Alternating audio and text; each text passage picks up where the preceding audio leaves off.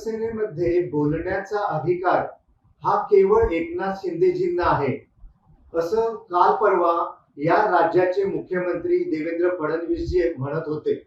याचा अर्थ असा निघतो की भारतीय संविधानाने कलम 19(1)(अ) नुसार दिलेला जो अभिव्यक्ती स्वातंत्र्याचा अधिकार प्रत्येक भारतीयांना आहे तो शिवसेनेतील नेत्यांना किंवा मंत्र्यांना लागू होत नाही। इथे फक्त एकनाथ शिंदेजी यांनीच बोलायचं, त्यालाच मी महत्व देतो असं फडणवीस सांगत होते। तर मग बाकीच्या मंत्र्यांचं काय, पदाधिकाऱ्यांचं काय, प्रवक्त्यांचं काय हा प्रश्न मला पडलेला आहे। बाकीच्यांना कसलाच अधिकार नाही असं फडणवीस म्हणत आहे। फडणवीस यांचा घटनेवर विश्वास नाही का? त्यांनी शिवसेनेमध्ये कोणी बोलायचं आणि कोणी नाही, कुणाच्या बोलण्याला महत्व द्यायचं हे सगळे अधिकार स्वतःकडे ठेवलेले आहेत का?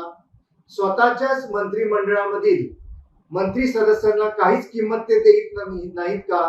हे सर्व प्रश्न माझ्या मनामध्ये घर करून बसलेले आहेत।